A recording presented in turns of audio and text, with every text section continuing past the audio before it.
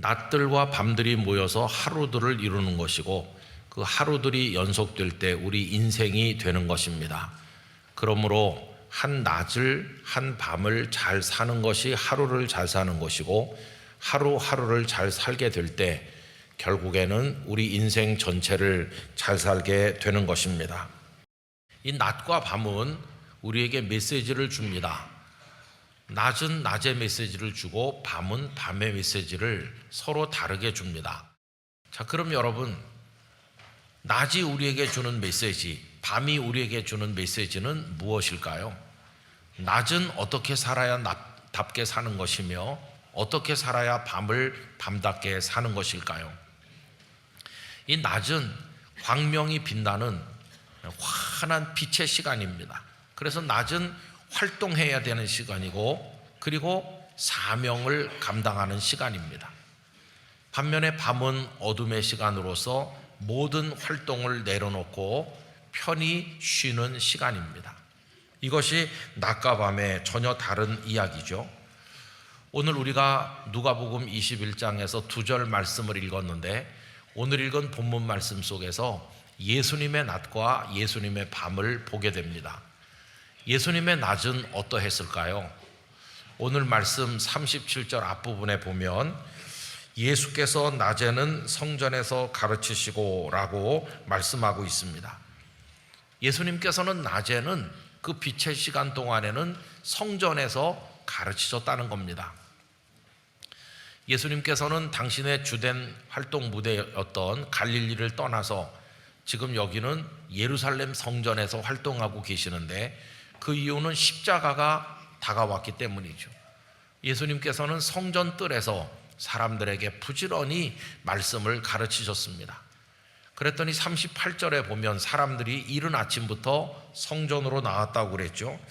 모든 백성이 그 말씀을 들으려고 이른 아침에 성전에 나아가더라. 예수님께서는 낮에는 부지런히 사셨습니다. 당신의 사명을 다 하셨습니다. 이 낮은 활동의 시간이었습니다.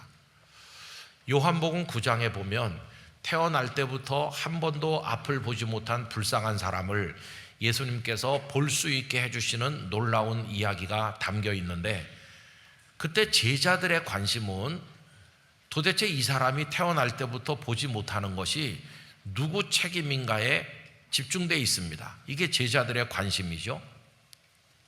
그러나 예수님의 관심은 전혀 다릅니다. 누구 때문에 보지 못하는가를 규명하는 건 중요한 것이 아니고, 하나님이 주신 사명을 따라 이 사람을 보게 해주는 것이 중요하다. 이게 예수님의 관심입니다. 여러분, 요한복음 9장 1절 이하를 제가 읽어보겠습니다. 예수께서 길을 가실 때에 날 때부터 맹인된 사람을 보신지라. 그 2절에 보면 제자들의 관심이 나와 있죠. 제자들이 물어 이르되 랍비여, 이 사람이 맹인으로 난 것이 누구의 죄로 인함이니이까? 자기니이까? 그의 부모니이까? 여러분, 이 제자들의 관심처럼 오늘날도 이런 관심으로 하루를 쓸데없이 흘려보내는 사람들이 정말 많습니다. 열심히 활동하고 일해야 될 시간에 도대체 우리 가정이 왜 이렇게 어렵지? 누구 때문이야? 우리 교회들, 이 땅의 대한민국 사회가 왜 이렇게 어지러운지, 누구 때문인지 열을 올리면서 하루 종일 무익한 변론으로 그 아까운 시간을 흘려보내는 사람들이 참으로 많다는 것입니다. 여러분, 누구 때문인지를 규명하는 게 뭐 그렇게 중요하겠습니까? 그러나 예수님은 달랐습니다. 3절에 보시면 예수께서 대답하시되 이 사람이나 그 부모의 죄로 인한 것이 아니라 그에게서 하나님이 하시는 일을 나타내고자 하심이라. 때가 아직 낮음에 나를 보내신 이의 일을 우리가 하여야 하리라. 밤이 오리니 그때는 아무도 일할 수 없느니라. 낮이라고 하는 시간 동안에 나를 보내신 하나님의 뜻을 따라서 아름다운 일을 해야 되는 것이고, 이 사람을 다시 보게 하는 일을 하는 게 그게 중요하다. 이게 예수님의 말씀이죠. 5절을 계속 읽으면 내가 세상에 있는 동안에는 세상의 빛이로라 라고 말씀하셨습니다. 여러분, 예수님의 낮은 사명을 따라 부지런히 활동하시는 시간이었다는 것을 알 수 있습니다. 자, 그러면 예수님의 밤은 어떠했을까요? 오늘 본문 37절 후반부에 보시면 밤에는 나가 감람원이라 하는 산에서 쉬시니라고 되어 있습니다. 밤에는 감람원이라는 산에 가셔서 쉬신 겁니다. 예수님께 밤은 쉼의 시간이었습니다. 여러분, 밤을 잘 보내는 것은 대단히 중요합니다. 왜 그러냐 하면 이 밤을 어떻게 보내느냐에 따라서 그 다음날 낮에 할 수 있는 일들이 결정된다고 말할 수 있기 때문이죠. 밤은 쉬는 시간이다. 그러므로 자는 시간이다. 그래서 눈을 붙여야 된다. 근데 여러분, 눈을 붙인다고 다 밤을 잘 보내는 것일까요? 그렇지 않습니다. 어느 날 예수님께서 제자들과 함께 다락방에서 성만찬을 행하시고 마지막 말씀을 하신 다음에 그들과 함께 겟세마네로 가셨는데, 이 겟세마네는 감람산 그 일부라고 생각하시면 됩니다. 그때 예수님은 제자들에게 시험에 들지 않게 깨어 있어 기도하라고 하셨는데, 이 제자들은 육체적으로 몹시 고단했기 때문에 다 깊이 잠들었습니다. 예수님께서 깨우셔도 또 잠이 들었죠. 자는 것이 밤의 일이라고 생각한다면 그들은 깨워도 계속 잤기 때문에 어찌 보면 밤답게 보냈는지도 모릅니다. 그러나 그건 그들에게 밤답게 보낸 게 아니라는 게 증명되었는데, 그날 무슨 일이 있었나요? 예수님을 체포하려는 사람들이 왔을 때 제자들은 다 도망갔고 베드로는 예수님을 3번이나 모른다고 부인하기에 이르지 않았습니까? 눈을 붙였지만 그 밤은 그들에게 평생 기억하고 싶지 않은 치욕의 밤으로 남게 되었습니다. 그러나 제자들이 그렇게 눈을 붙이고 잠들어 있는 그 시간, 예수님은 그 밤을 참 귀하게 보내셨습니다. 예수님께서는 저만치 가셔서 하늘 하나님께 연결되셔서 깊이 기도하셨는데, 몇 시간 후면 다가올 십자가를 앞에 두고 얼마나 간절히 하나님께 기도하시고 하나님의 어루만지심을 받으셨는지 십자가를 지실 능력과 진정한 영적 쉼을 그 동산에서 얻으신 것을 보게 됩니다. 여러분, 오늘 본문에 감람원이라는 산에서 쉬신다고 그랬는데, 이 감람원은 평소에도 예수님께 익숙한 곳인 것을 누가복음 22장 39절이 이렇게 말씀했죠. 예수께서 나가서 습관을 따라 감람산에 가시매 제자들도 따라갔더니, 이 습관을 따라는 예수님이 예루살렘에 오시면 늘 감람산에 가셨다. 그게 예수님의 체질이었다. 그게 감람산이었어요. 감람산에서 하신 일이 뭘까요? 하늘 하나님께 깊은 기도, 교제를 드리는 것입니다. 그 십자가를 지시기 전날 밤도 똑같았어요. 예수님의 기도의 모습이 22장 41절부터 나옵니다. 그들을 떠나 돌 던질 만큼 가서 무릎을 꿇고 기도하여 이르시되, 아버지여, 만일 아버지의 뜻이거든 이 잔을 내게서 옮기시옵소서. 그러나 내 원대로 마시옵고 아버지의 원대로 되기를 원하나이다 하시니 천사가 하늘로부터 예수께 나타나 힘을 더하더라. 천사가 나타나 힘을 돕는 가운데 우리 예수님은 그 밤을 하나님과 연결되심으로써 십자가를 지실 능력과 진정으로 쉼을 얻으심으로 그 모든 게 준비된 것을 우리가 알 수 있는 것입니다. 여러분, 이것이 예수님의 낮, 예수님의 밤의 모습인 것이죠. 낮에는 가르치시고 밤에는 감람산에 가셔서 하나님과 함께 하심으로 그 밤을 쉬셨다. 이게 예수님의 낮과 밤입니다. 그렇다고 한다면 우리들의 낮과 밤은 어떠하며 오늘 이 시대의 낮과 밤은 어떠합니까? 여러분, 오늘 우리 시대의 낮과 밤은 질서도 없이 뒤죽박죽이 되어 있다고 생각합니다. 낮이 낮에게 말해주고 밤이 밤에게 말해준, 낮을 낮답게 살고 밤을 밤답게 사는 질서가 다 상실되고 말았습니다. 이제는 낮을 밤처럼 살고 밤을 낮처럼 사는 게 많이 일반화되어 있어 다 혼돈 상태에 있는 것이죠. 낮에는 나가서 활동도 하고 의미 있는 일들을 해야 되는 시간임에도 무위 도식하는 사람들이 정말로 많습니다. 경제적으로 여유가 있는 사람들은 내가 왜 힘들게 일을 해? 그러면서 그 아까운 시간을 흘려보냅니다. 그들이 노닥거리며 보내는 그 1분 1초가 어떤 사람에게는 정말 소중한 시간인 것을 그들은 알지 못합니다. 또 사회 구조적인 모순 때문에 일하고 싶어도 일자리를 구하지 못한 어려운 이들은 일하고 싶지만 일자리가 없어서 그저 길거리를 마음 아프게 배회하면서 똑같이 아까운 시간을 흘려보낼 수밖에 없는 그런 상황에 있기도 합니다. 그러면서 어떤 사람은 그 낮이라 불리는 시간 동안에 빛의 사람으로 살지 않고 온갖 죄악을 추구하며 어둠의 사람으로 마치 밤인 것 같이 사는 사람들도 많이 있습니다. 그런가 하면 또 밤은 어떻습니까? 밤은 소등하고 다 잠자리에 들어야 되는 시간인데 오늘 우리 시대가 그렇지 못하다 보니까 한밤중에도 공장이 가동돼야 되고 한밤중에도 일을 해야 되는 사람들도 있습니다. 그건 어쩔 수 없다고 우리가 감안한다 할지라도 이 밤을 낮처럼 사는 이들도 많습니다. 밤인지 낮인지 구분이 안 될 정도로 불야성을 이루도록 불빛을 환하게 밝혀두고 참 우리의 먹성이 얼마나 좋은지 24시간 하는 식당을 찾아다니면서 한밤중에도 식당에 앉아있는 사람들이 얼마나 많은지 모릅니다. 학생들은 한밤중에도 잠을 깨어가면서 공부를 해야 되는 이 경쟁의 세상이고 그 속에서 또 노력하면서 더 높이 더 많이 뭔가를 이루어야 된다는 압박감에 밤에도 눈을 붙이지 못하는 사람들이 많이 있습니다. 이러다 보니 사람들의 마음속에 쌓이는 것은 스트레스고 스트레스가 분노가 되고 그 분노가 그의 인격을 파괴하고 어떤 방향으로 튈지 모르는 럭비공 같이 도무지 종잡을 수 없는 세상에 우리가 살아가고 있는 것입니다.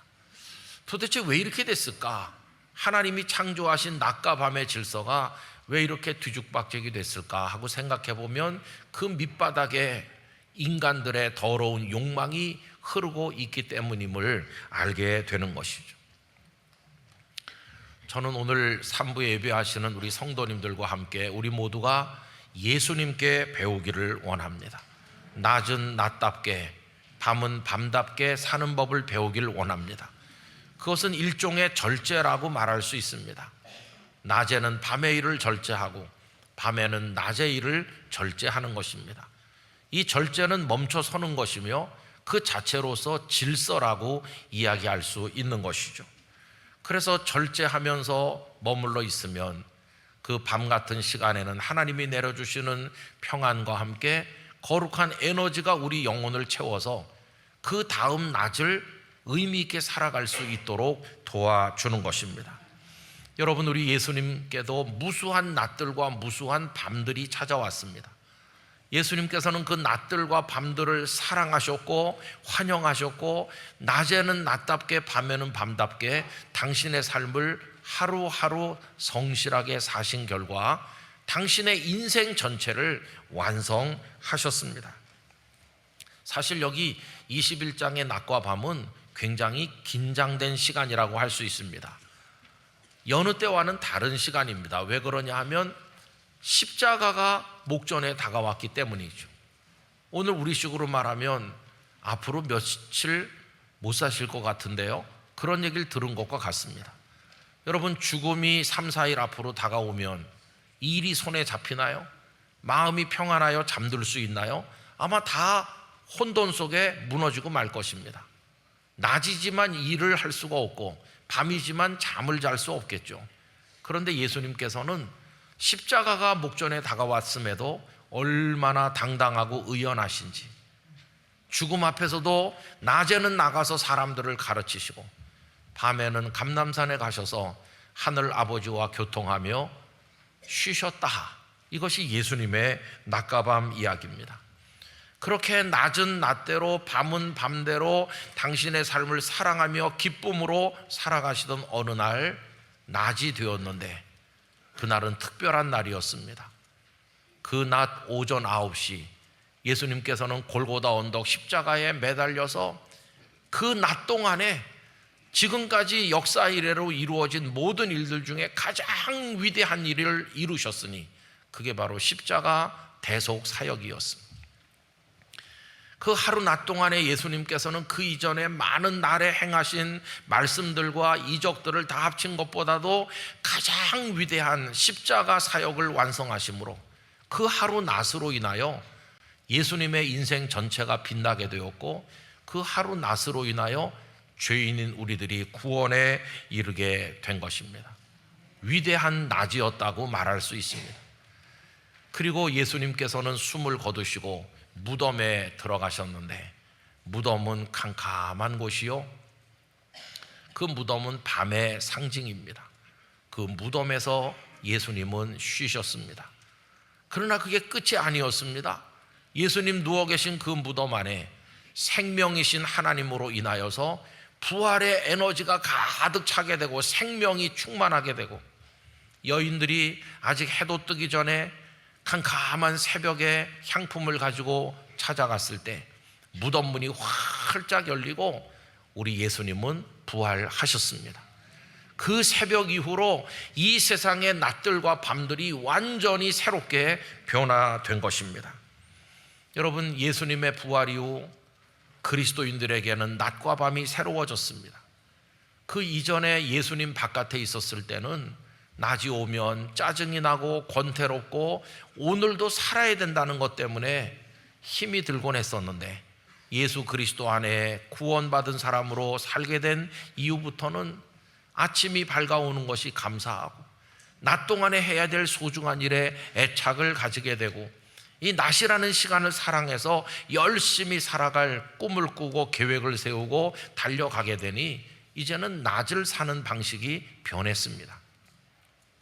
예수님 없을 때 전에는 밤이 괴로운 시간이고 잠을 잘 수 없고 번뇌로 밤을 지새우던 괴로운 시간이었는데, 예수님 안에 들어와 모든 걱정 근심을 주께 맡기고 주님 앞에서 눈을 감으니 편한 안식이 있고, 들판에 홀로 잠든 야곱을 하나님께서 천사를 보내 지키신 것처럼 성도들의 머릿맡을 지켜주시니 우리들의 밤은 복된 밤으로 바뀌게 된 것입니다.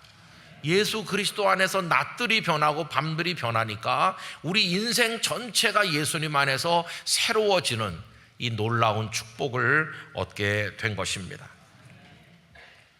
강원도 철원군에 가면 395m 높이에 별 이름도 정해지지 않은 산이 있다고 합니다. 395m이기 때문에 395 고지 그렇게 불렀다고 합니다.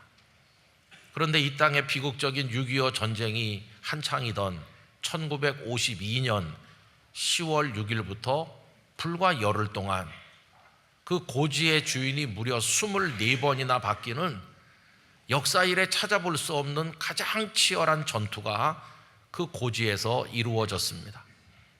중공군의 병력만 해도 4만 5천 명이 거기 집중됐고, 그 4만 5천에 맞선 유엔군과 우리 국군들 대병력이 직결해서 겨우 395m밖에 안 되는 산을 서로 차지하기 위해서 얼마나 많은 전투를 했는지 양쪽 사상자의 숫자를 헤아릴 수 없을 정도로 치열한 전투였다고 합니다. 공중에서 내려다보면 얼마나 많은 포격을 했는지 나무들이 다 없어지고 허연 땅이 드러났는데 마치 죽은 하얀 말이 누워있는 것과 같다. 그래서 그 고지를 백마고지라고 부르게 되었다고 합니다. 그런데 거기서 오늘 죽을지 내일 죽을지 모르는 병사로 전투에 참여했던 어떤 이가 쓰신 글을 오래전에 읽었는데 다른 건 생각이 안 나는데 이 한 구절이 생각납니다. 백마고지에도 아침이 왔고 저녁이 왔다. 여러분, 그 포탄이 비오도 쏟아지는 거기서 오늘 죽을지 내일 죽을지 모르는 이에게 아침은 어떤 의미가 있으며 또 저녁이 와서 밤이 되는 건 어떤 의미가 있었겠습니까? 얼마나 처절한 낮이며 밤이었을까요? 근데 우리 부모님 세대 또 우리 그 윗대 어른들은 이 나라 대한민국을 지키기 위해서 그 아침을 맞아 그날 낮에도 자신의 생명을 던지고 그 저녁을 맞아 그날 밤에도 자기 생명을 던져서 자기 임무를 수행했기 때문에 오늘 여기 대한민국이 존재하게 된 것입니다. 전투는 구사단의 승리로 끝났고 그때 이후로 구사단은 백마부대라 불리게 되었습니다. 아까 2부 예배 드리고 나가신 어떤 연세 많으신 성도께서 목사님, 제가 그 백마고지에서 GP를 지켰던 사람입니다. 그렇게 얘기했어요. 백마고지에 산 증인이 계신 것을 보았습니다. 낮이 고통스럽고 밤이 힘들어도 낮들을 견디고 밤들을 견디다 보면 우리에게도 승리의 시간이 올 줄 믿습니다. 아무리 지치고 피곤해도 견뎌내면 쉼이 있는 밤이 올 겁니다. 그 밤이 너무 힘들고 어렵더라도 견뎌내면 아침에 동력과 함께 새날이 우리에게 밝아올 줄로 믿습니다. 그 낮과 밤들을 기쁨과 감사로 맞이해서 우리의 할 일을 하며 하나님과 연결된 삶을 지켜나가는 성도 모두가 되기를 간절히 기원합니다. 그렇게 되면 언젠가 우리는 천국문 앞에서 주님을 만날 날을 맞이하게 될 것입니다. 아우구스티누스는 그의 걸작품인 데 키비타테 데이, 신의 도성이라고 하는 책에서 8번째 날 아침에 거기서 만나자 이렇게 얘기합니다. 우리의 인생을 7일이라고 생각하고 이 지구상의 역사를 7일이라고 한다면 이 세상의 모든 게 끝난 그 다음 제8일 8번째 날, 영원한 생명의 날, 그날 아침 주님 앞에서 만나자. 여러분, 그 신의 도성 맨 끝에 22권 30장 맨 끝에 이렇게 그는 쓰고 있습니다. 그때 우리는 하나님의 축복과 성화로 충만하게 될 것이다. 영원한 안식을 누리며 하나님을 보게 될 것이다. 거기서 쉬고 보며 사랑하고 사랑하며 찬양하게 될 것이다. 그것이 마지막이 없는 마지막에 이루어질 일이다. 이렇게 쓰고 있습니다. 마지막이 없는 마지막, 그 영원의 아침에 우리 성도들 모두가 거기서 만나게 되기를 원합니다. 그러기 위해서는 우리에게 주어진 오늘이라는 낮과 밤들을 잘 감당해야 되는 것입니다. 대통령 탄핵으로 말미암아서 대한민국 국민들은 모든 게 무너져 내린 혼돈 속에 살고 있다고 생각합니다. 일이 손에 안 잡히는 사람도 많고 마음이 어지러운 분들도 많을 것입니다. 그러나 성도 여러분, 여러분의 낮을 잘 감당하시기 바랍니다. 낮은 낮대로 의연하게 일터에서, 학교에서, 그리고 가정에서 본분을 감당하는 성도가 되시기를 바랍니다. 밤에는 밤답게 하나님 앞에 평화를 구하면서 기도하시기를 바랍니다. 우리의 낮과 밤을 견뎌내다 보면 하나님은 대한민국을 향한 당신의 계획을 보여주실 것이고 우리에게 승리를 허락하여 주실 줄로 믿습니다. 성도님들의 밤에 야곱을 찾아왔던 하나님의 사자가 찾아와 주시기를 축원합니다. 그리고 아침에 깰 때는 다윗이 고백한 것처럼 나는 의로운 중에 주의 얼굴을 배우리니 깰 때에 주의 형상으로 만족하리이다. 아침에 찬양을 올리며 하루를 맞이하시고 그 낮과 밤을 복되게 살아가시기를 바랍니다.